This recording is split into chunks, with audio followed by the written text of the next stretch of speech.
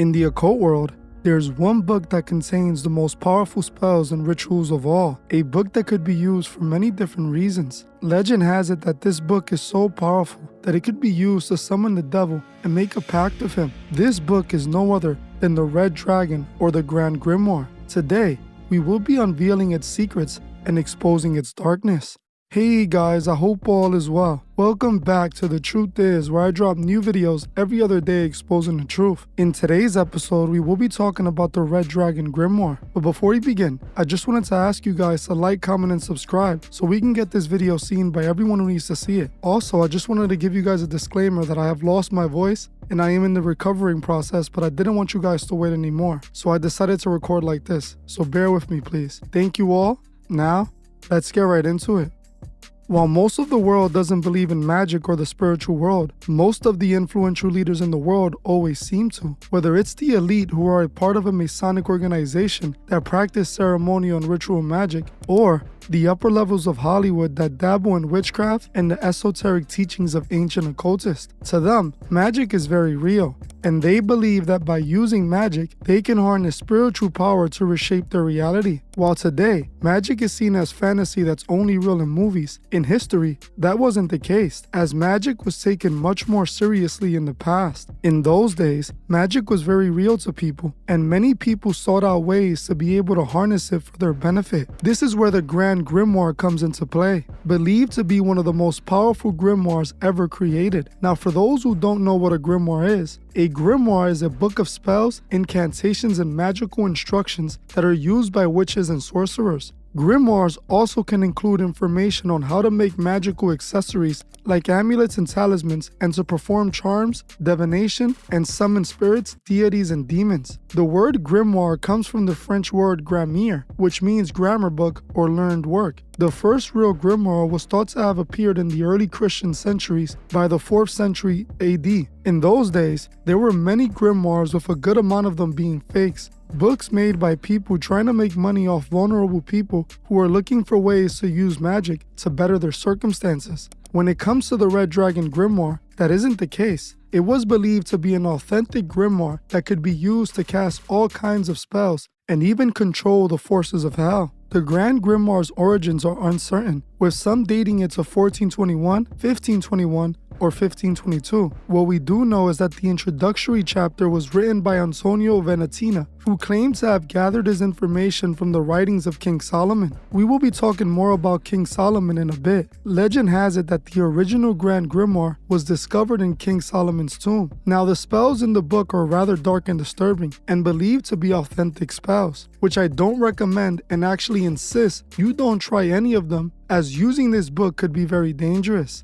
Nothing this book could give you is worth the consequences that come with using it. Some of the spells in this book require the practitioner to do some very dark, disturbing activities. While the grimoire has many spells like ones to help you win the lottery or to turn oneself invisible, the main reason people used the grimoire was to summon demons and control them, or even make a pact with them, basically selling their soul. In the book, you can find instructions to summon a long list of demons. The book gives you instructions about how to summon the 3 greater demons in demonology: Lucifer, Emperor of Hell; Beelzebub, the Prince of Hell; and Azathoth, the Grand Duke of Hell. These demons are very difficult to summon and control, and it requires the practitioner to be very well trained in magic and the occult. Summoning these demons could be extremely dangerous and would only work if done correctly. If someone manages to summon one of these demons, they must be spiritually strong. If not, they may risk the chance of possession. We will talk more about how the book instructs summoning these demons in a bit, so stay tuned. The book also mentions 6 lesser demons that are easier to summon and control.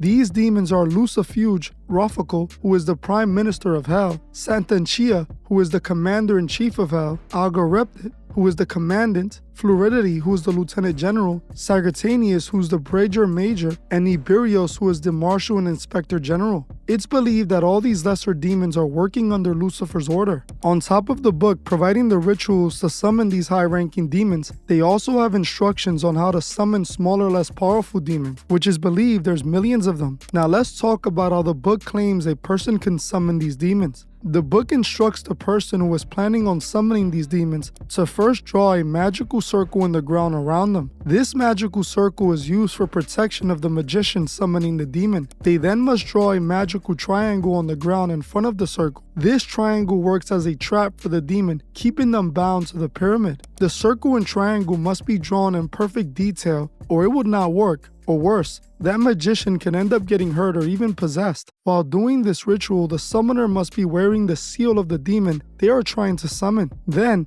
they must place the demon's seal in the triangle while reciting the specific incantations that are designed to communicate with the demon. These incantations are normally in Latin and must be said exactly as it was intended. Any mistakes will render the ritual useless. Now, if everything is done correctly after finishing the incantations, the demon should physically appear in the triangle where the summoner could try to force the demon to give it what they want, or even make a pact with the demon so it may willingly help them. Now, when it comes to summoning Lucifer and selling your soul, it's a bit more complicated. The first thing the summoner must do is to invoke the name of God in the Trinity, the Father, the Son, and the Holy Spirit. The summoner must then recite the incantation that would force Lucifer to appear. If the summoner states the incantation correctly to the exact detail, Lucifer should appear inside of the magical triangle. The incantation is called the Grand Invocation of the Great Kabbalah. Once the summoner recites the incantations twice perfectly, this should force Lucifer to appear. Then the summoner must then try to convince Lucifer to give them what they want by either torturing Lucifer or striking a deal with him in exchange for your soul.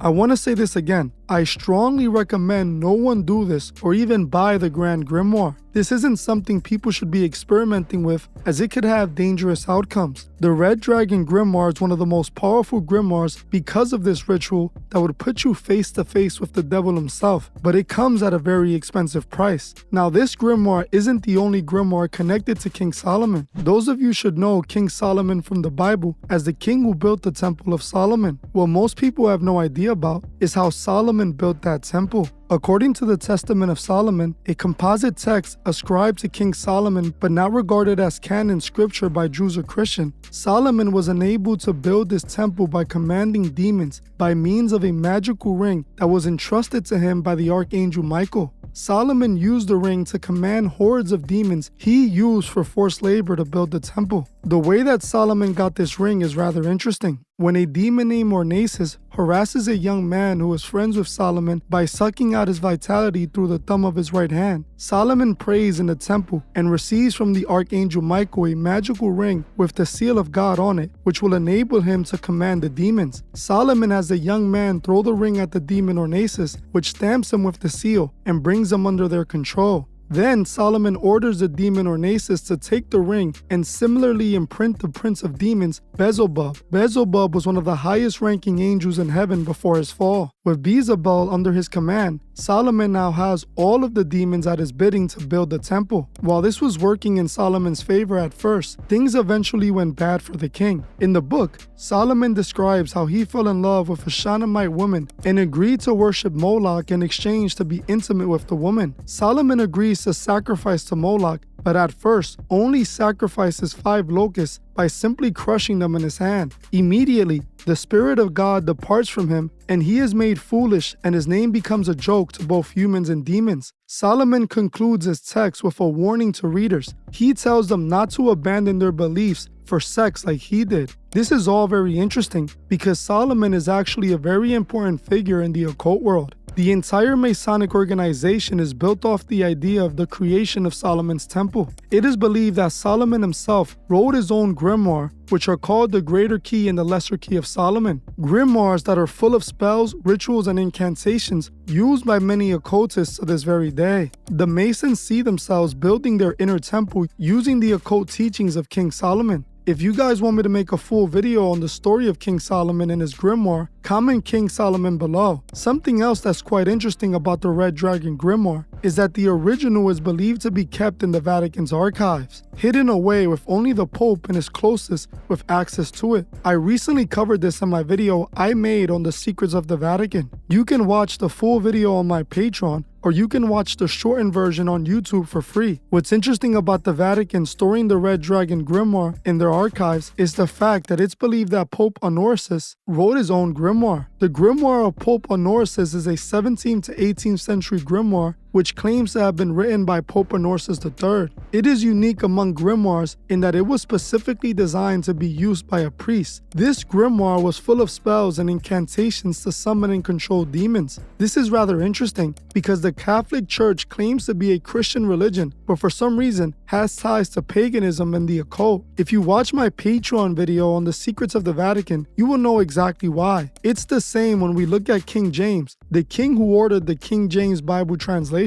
King James ordered the King James Bible translation when he was in power. The King James Bible is the most popular Bible today. What most people don't know about this is that King James purposely removed several books that were canon from the King James Bible and also altered several scriptures to best fit his rule. He then banned all other existing translations, forcing people to only read the King James Bible. This is why the King James Bible is so popular to this very day. King James did this because he wasn't truly a God-fearing man as most thought. Not only was King James a proud gay man with historical evidence to prove he was in a full-on relationship with a man, he was also a devout occultist who wrote his own grimoire-type book. Before King James had the Bible translated, he published a book on how to control demons called Demonology, showing just how deep into the occult he was. Like I said several times in this video, do not attempt to play with any of these books or grimoires. They only lead to destruction. I only covered this because it's important to know your enemy. This way you can prevent their attacks. Well, I'm gonna end this one here, but before you guys go, I would like to kindly ask you guys to subscribe if you're not.